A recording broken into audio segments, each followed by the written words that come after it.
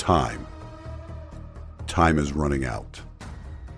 Calling all patriots and lovers of our constitutionally protected, God-given, self-evident, inalienable rights in Tennessee and the United States of America. If you are sickened by the liberty-eroding activities of a government that hates you, then it is time to wake up. If you are fed up with the tyrannical leadership on display by all levels of government, now is the time to listen to your reveille call. If you are equally tired of the political class, the new aristocracy, lying to you in their pursuit of power and control, now is the time to take a stand in the arena. Please welcome your host, Larry Linton, U.S. Navy veteran and candidate for Tennessee House of Representatives, to the Liberty, Leadership, and Lies podcast.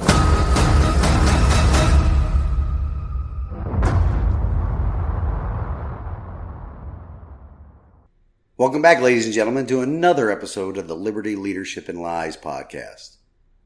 Once again, I'm recording in the middle of a thunderstorm out here in the Permian Basin. Thunder, lightning, and rain all around. It isn't as windy this time, though. But let's jump right into the topic of liberty, shall we? The attacks on our liberty are relentless. With each passing news cycle, they seem to be coming faster and with increasing intensity. This is especially true over the past 2+ years, don't you think? Right now, you would be hard-pressed to find any activity that our government engages in that does not erode the liberties of either the people as a whole or certain groups of people. Not only that, but often the useful idiots in the media are being the cheerleaders for or salesmen of our government's actions. We must not forget that the major political parties are enabling this as well, because the political parties, and not the people, are choosing who gets into elected office. Think back to last week's episode on lies and the recent events in Texas, New York, and Oklahoma. What truly enables the mass shootings in gun-free zones over the past 3 decades? Well, it was government action that was the catalyst for them to start occurring with more frequency. In today's episode, I will be speaking about our right to keep and bear arms. But it always goes further than that. All of our freedoms, all of the liberties we are supposed to enjoy, are under constant attack by the government that hates us. Often these attacks are not the full frontal assaults like those against our Second Amendments, but with smaller skirmishes and clandestine actions by the government. Ever since the passage of that abomination called the 16th Amendment, our rights, our liberties, have been attacked by this government. For 109 years, we the people and our constitutional republic have been undergoing a death by 1,000 cuts situation.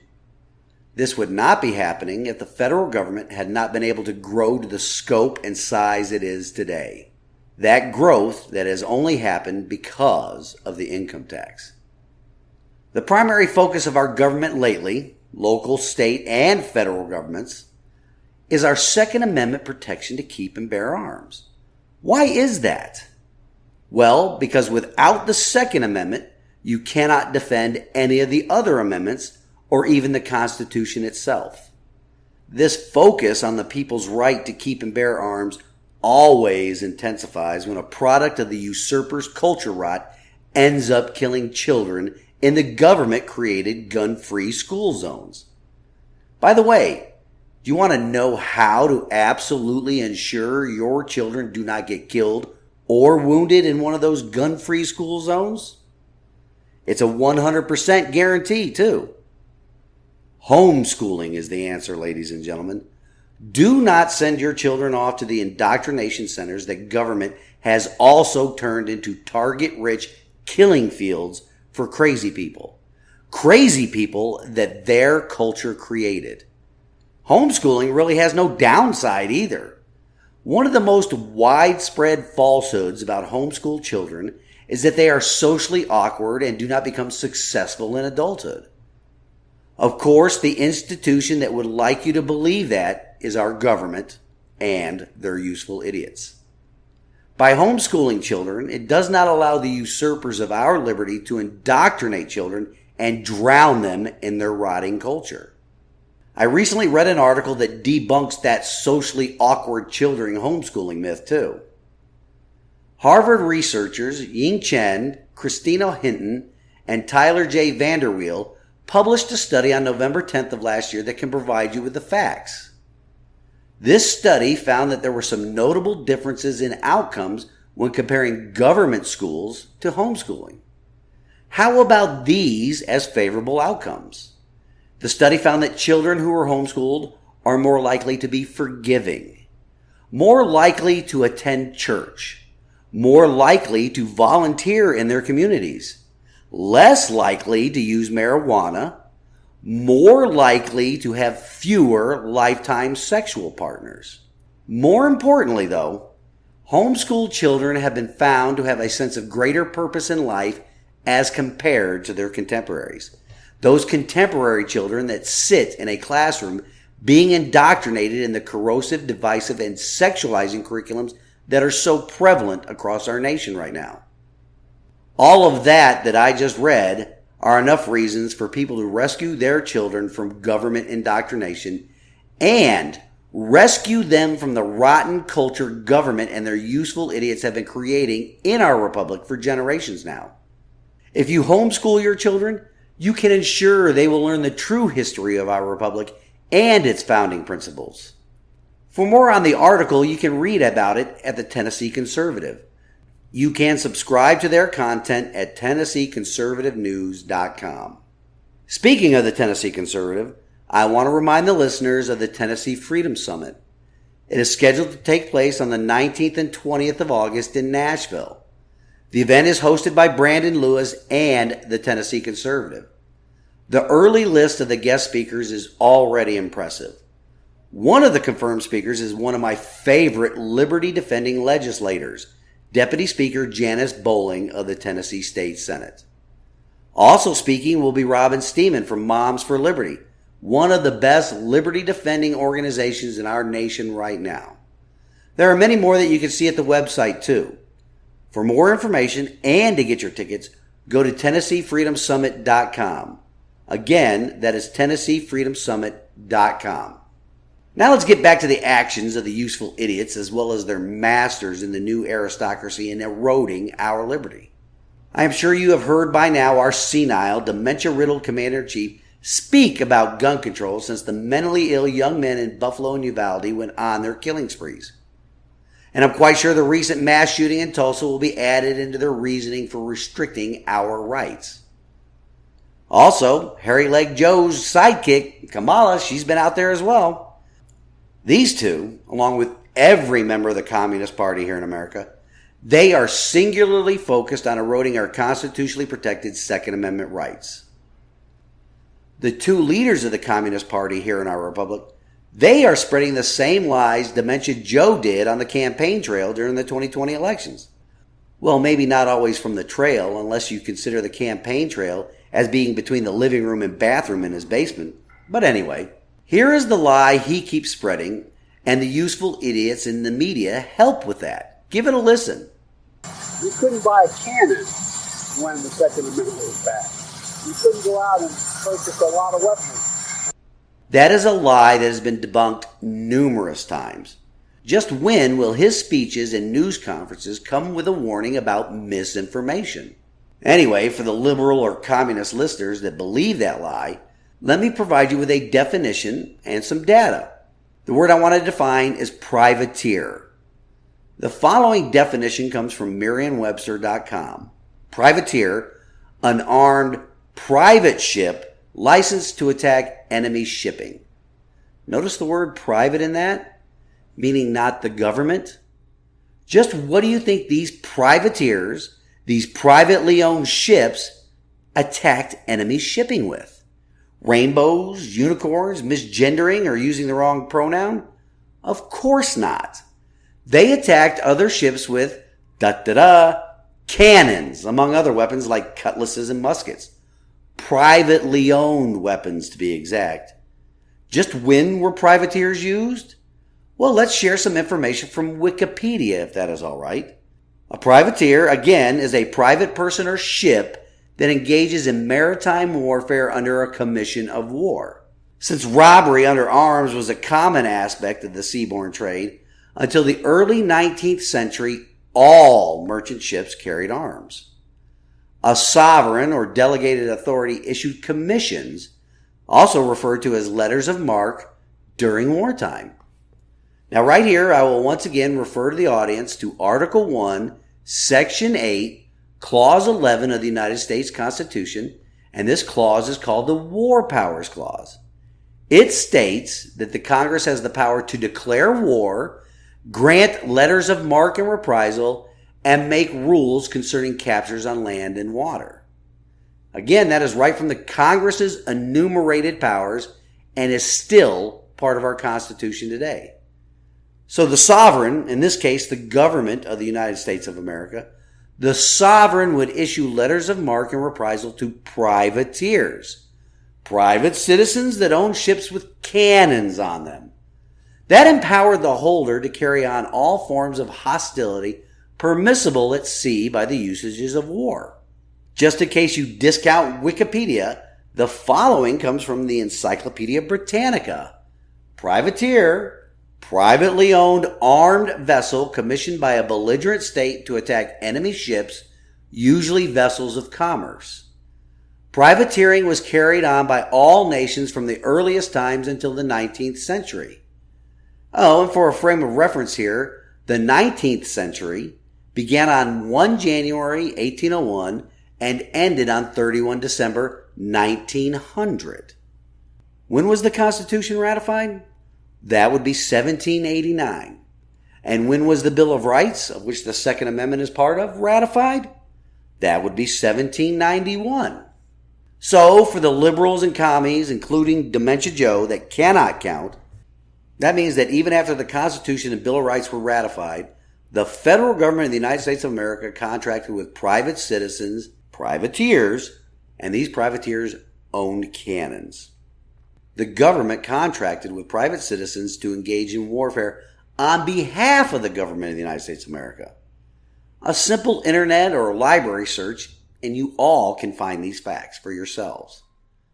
I just wonder if any of the useful idiots in the mainstream media will fact check the ice cream connoisseur on that bit of misinformation. The critical thinking people in the audience know that that will never happen. Why? Because we have a two-tiered system of free speech in our country. But back to liberty. Old Dementia Joe is spreading the same misinformation the other day that he spewed while running for president. But there was more information that he spouted that just does not make sense. Give this a listen. He said a .22 caliber bullet will lodge in a lung, and we can probably get it out, may be able to get it and save the life. A 9mm bullet blows the lung out of the body. First, let me apologize for the background noise in those sound bites. I tried to filter out as much of the Marine One helicopter noise that I could. But a 9mm bullet blows the lung out of a body? Really? Pull my other leg, it plays Jingle Bells. Of course, Hairy Legs Joe attributes that information to some trauma surgeon that he doesn't remember the name of. I sure hope that trauma surgeon comes forward and states the exact same information for us to hear firsthand. That will never happen. Joe's recollections of conversations seem to be with those people that are long dead now or just plain made up. Kind of like the majority of the 81 million voters that put him in office, right? I hope every citizen after the last 2 years is coming to realize this. Our nation has put the control of nuclear weapons in the hands of a dementia-riddled old fool. Talk about firearm safety. Back to the impromptu remarks after Joe's return from Uvalde. He had this interesting thing to say as well. Give it a listen. The Constitution, the Second Amendment, was never absolute. If that is truly his position about the Constitution and an amendment to it, let's ask the commies and trans-publicans about the 16th and 17th Amendments then. If no amendment is absolute, let's start by repealing those. Of course, we all know that will never happen until the entire nation throws off its apathy and wakes up to just how much those two amendments have eroded the liberties of the people. Oh, we can't forget that Heels Up Harris got in on the action too.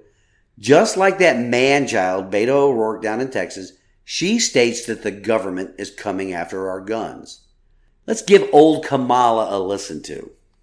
On the issue of gun violence, I will say, as I've said countless times, we are not sitting around waiting to figure out what the solution looks like. We're not looking for a vaccine. We know what works on this. It includes, let's have an assault weapons ban. You know what an assault weapon is? You know how an assault weapon was designed? It was designed for a specific purpose: to kill a lot of human beings quickly. An assault weapon is a weapon of war with no place in a civil society. The commies and their useful idiots are making it quite clear. They want a disarmed populace. They will lie, cheat, and steal to make that happen. Oh, and check out this soundbite from one of the Communist Party members of the House of Representatives and what he had to say about our Second Amendment rights. You will not stop us from advancing the Protecting Our Kids Act today. You will not stop us from passing it in the House next week, and you will not stop us there. If the filibuster obstructs us, we will abolish it. If the Supreme Court objects, we will expand it, and we will not rest until we have taken weapons of war out of circulation in our communities. Each and every day, we will do whatever it takes to end gun violence, whatever it takes. I heard something on the Joe Rogan podcast that actually captures what is going on here pretty succinctly. Nobody can accuse Joe Rogan of being a conservative either. So that should make his comments even more profound, since they are coming from somebody in the middle or the left side of the political spectrum. Even he could see this situation for what it actually is. Give it a listen. I wrote this thing once that said this country has a mental health problem disguised as a gun problem. And that's what it is. There's so many guns. There's more guns than there are people. I don't think it's a gun situation. And I don't think you can change the fact that and I don't think it's wise to take the guns away from the people and leave all the power to the government. We see how they are even with an armed populace. They still have a tendency towards totalitarianism. And the more increased power and control you have over people, the easier it is for them to do what they do. And there's a natural inclination when you're a person in power to try to hold more power and acquire more power. And there's never an inclination to give more power back to the people, to give more freedoms back to the people. Freedoms lost are rarely regained. Freedoms lost are rarely regained. Let me say that again. Freedoms lost are rarely regained. Pay attention to that, people. That is becoming more and more important with each passing day. I read an interesting article the other day that points out just exactly who most closely aligns with the usurpers of liberty in office and their useful idiots in the media. This should give every liberty-loving American pause and possibly reconsider the ties between China and the Biden family. Of course, I found this article at Bloomberg News. We all know what side of the Second Amendment Mr. Bloomberg and his organization is on. Anyway, the article came out on Memorial Day evening after the horrible school shooting, and it stated this: China urges UN rights chief to look into school shootings in the U.S. The two of the top 3 anti-American organizations or institutions on the planet are backing the American communist play to erode our Second Amendment rights. In case you were wondering who makes up the top 3 list of organizations or institutions on this planet that hate the United States of America as founded, let me give them to you. Number 1 with a bullet, pun intended, is none other than the Democrat National Committee. Not only do they oppose our founding documents and principles, they have been the most successful in destroying them and usurping our liberty. Number 2, of course, is the Chinese Communist Party. They are achieving quite a lot of success in eroding our liberties here with the assistance of their paid useful idiots and bribed or blackmailed usurpers in elected office. Number 3 would be the United Nations. They have a long and distinguished list of countering our uniquely American culture at home and around the globe. Tied at number 4, well, that's every other nation on the planet that would like to see us beaten down and destroyed. But here, can you believe the gall of China with its actual record of human rights abuses calling on the United Nations to look into school shootings here in our country? Now, just why would an adversary want to align with the communists in this country to erode or even do away with our Second Amendment rights?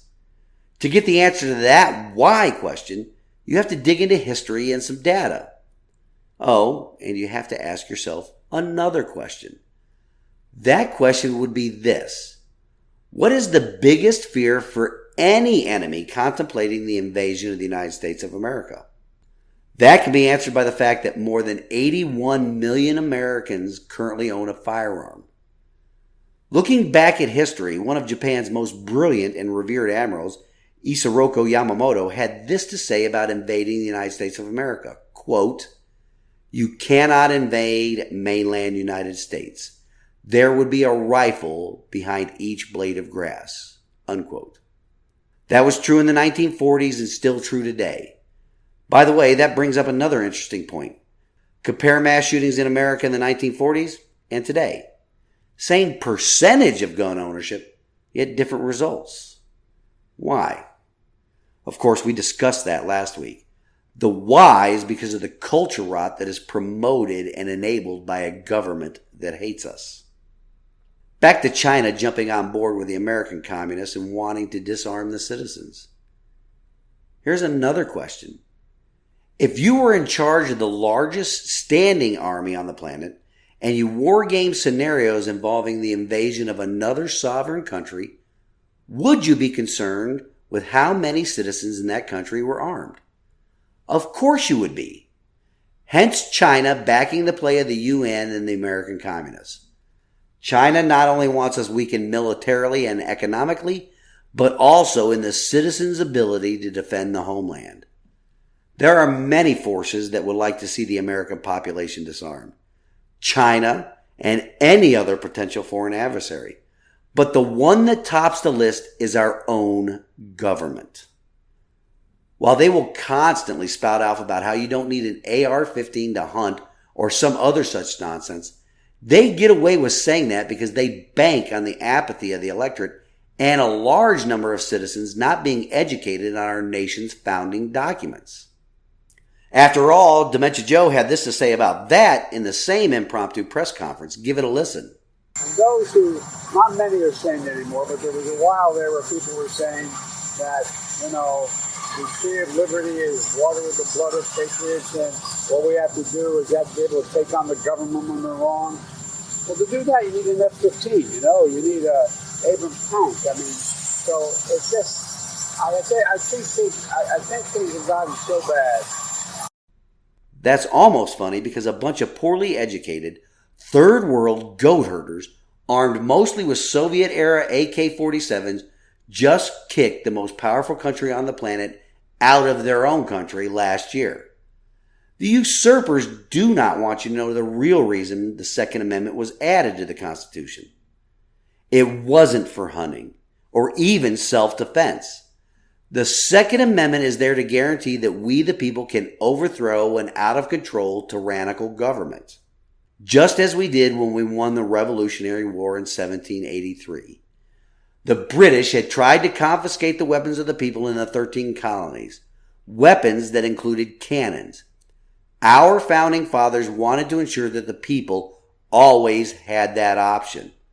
That is why the Second Amendment states a well-regulated militia, being necessary to the security of a free state, the right of the people to keep and bear arms shall not be infringed.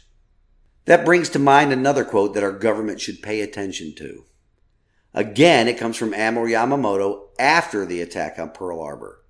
He said this, and I quote, "I fear all we have done is to awaken a sleeping giant and fill him with a terrible resolve."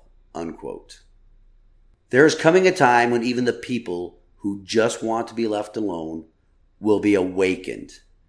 Our government needs to return to one that is of, for, and by the people. Our founding fathers predicted the situation we find ourselves in.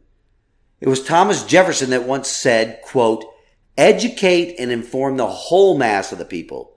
They are the only sure reliance for the preservation of our liberty." Unquote. Educate, not indoctrinate. Benjamin Rush, a statesman and signer of the Declaration of Independence, also said this, quote, "It is favorable to liberty. Freedom can only exist in the society of knowledge. Without learning, men are incapable of knowing their rights. And where learning is confined to a few people, liberty can neither be equal nor universal." Unquote. Gouverneur Morris, a penman and signer of the Constitution, had this to say, quote, "For avoiding the extremes of despotism or anarchy, the only ground of hope must be on the morals of the people. I believe that religion is the only solid base of morals, and that morals are the only possible support of free governments. Therefore, education should teach the precepts of religion and the duties of man towards God." Unquote. That is why government is so focused on removing God from every facet of our society. And finally, Teddy Roosevelt had the following things to say, quote, "I enter a most earnest plea that in our hurried and rather bustling life of today, we do not lose the hold that our forefathers had on the Bible. I wish to see the Bible study as much a matter of course in the secular colleges as in the seminary. No educated man can afford to be ignorant of the Bible, and no uneducated man can be afford to be ignorant of the Bible." Unquote. And finally this, quote, "I believe that the next half century will determine if we advance the cause of Christian civilization or revert to the horrors of brutal paganism." Unquote. That last statement from Teddy Roosevelt came in 1909. We've now had more than a century where our nation has turned its back on wisdom, and we are witnessing the results every day in our news feeds, social media, and television. We close this week's episode with wisdom from God's Word. It comes to us from Proverbs 4:6. "Do not turn your back on wisdom, for she will protect you. Love her, and she will guard you." For generations now, our republic and its people have turned their backs on wisdom. The wisdom that comes from the Word of God and the wisdom that comes from our Christian-inspired founding principles. Because we, as a nation, have turned our backs on the wisdom that can be found in the Bible, wisdom that can be found in the writings of the forefathers, and wisdom that can be found in our Declaration of Independence and the Constitution, we, the people, are no longer protected. We must remove the people from elected office that are responsible for this turning away from wisdom, so our republic can prosper once again. The political parties that are responsible for putting those people into elected office must also be held accountable for the damage they have done to our nation. They must be relegated to the trash heap of history, and a rebirth of the citizen servant leader in public office needs to occur. I plan to be that servant leader for the people of Tennessee House District 12 and the great state of Tennessee. Until next week, stand in the arena with me. Reveille, it's time to wake up.